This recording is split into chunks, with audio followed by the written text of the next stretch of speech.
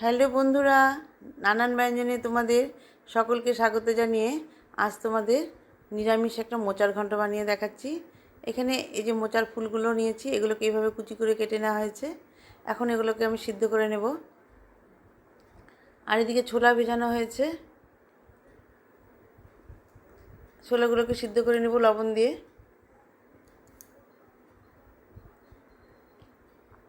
সিদ্ধ করা হয়ে গেছে, এখন বাটিতে নামিয়ে নিয়েছি। আর মোচাটাকে এখন সিদ্ধ করে নেব।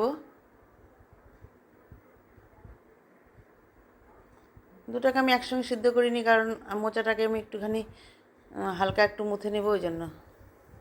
এর মধ্যে লবণ হলুদ দিয়ে এখন আমি দুটো সিটি মেরে নেব। আর এদিকে আলুটাকে এইভাবে ছোটো করে কেটে নিয়েছি, টুকরো করে কেটে নিয়ে এর মধ্যে লবণ আর হলুদ মাখিয়ে নিয়ে এটাকে ভেজে নেব।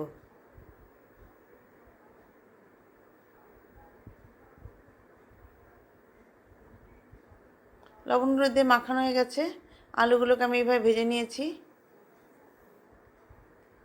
আর মোচাটাকে আমি সিদ্ধ করে নিয়ে এখন জলটাকে ছেঁকে নিয়েছি। এখন আমি এটাকে হালকা করে এই মিক্সচার মেশিনে হালকা করে একটুখানি একটা অল্প দিয়ে মানে একটু পেস্ট করে নেব। এরকম করে পেস্ট করে নিয়েছি, এভাবে পেস্ট করে নিয়েছি। এই কড়াইতে তেল বসিয়ে দিয়েছি, তেলটা গরম হয়ে গেছে। এখন এর মধ্যে আমি 3টে শুকনো লঙ্কা ফোড়ন দিয়ে নিলাম। ফোড়ন দিয়ে আমি এখানে 2টো তেজপাতা দিয়ে দিলাম।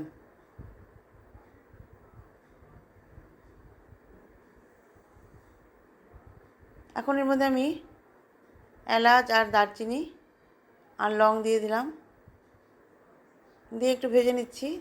নিয়ে এখন এর মধ্যে আমি গোটা জিরে দিয়ে দিলাম। গোটা জিরে দিয়ে একটু ভালো করে একটু ভেজে নিয়ে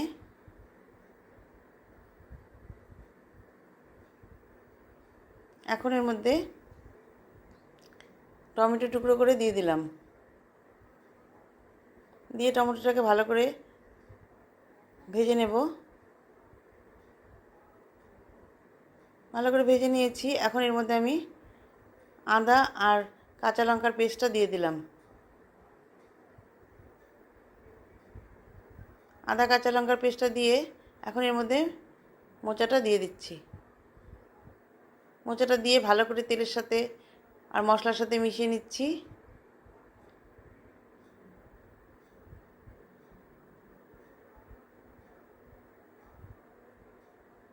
মেশানো হয়ে গেছে। এখন এর মধ্যে সামান্য লবণ আর হলুদ দিয়ে ভালো করে মিশিয়ে নিয়ে এখন এর মধ্যে জিরে দিয়ে দেব। আর 3টা কাঁচা লঙ্কা দিয়ে দিলাম, দিয়ে একটু জিরে গুঁড়ো দিয়ে দেব।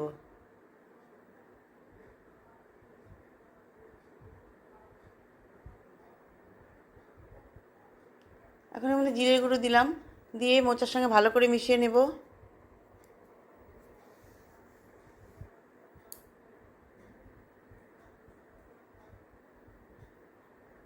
ভালো করে মিশিয়ে নিয়েছি। এখন এর মধ্যে ছোলা সিদ্ধটা দিয়ে দিলাম, দিয়ে এখন এর মধ্যে আলু ভাজাটাও দিয়ে দেব। ছোলা সিদ্ধটাকে ভালো করে মিশিয়ে নিচ্ছি।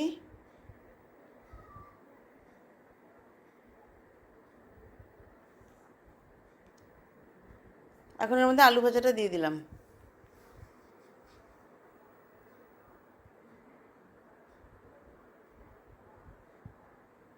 আলু ভাজাটাকে দিয়ে ভালো করে মিশিয়ে নিয়ে এখন একটুখানি সামান্য ঢেকে দিচ্ছি, অল্প কিছুক্ষণ ঢেকে দেব। এখন ঢাকনাটা উঠিয়ে এর মধ্যে আমি সামান্য চিনি দিয়ে দিলাম। সামান্য চিনি দিয়ে ভালো করে মিশিয়ে নিচ্ছি। ভালো করে মিশিয়ে নিয়ে এখন এর মধ্যে ঘি দিয়ে দিচ্ছি। ঘিটা দিয়ে এখন ভালো করে মিশিয়ে নিয়ে এভাবে আমার মোচা রান্নাটা হয়ে গেল।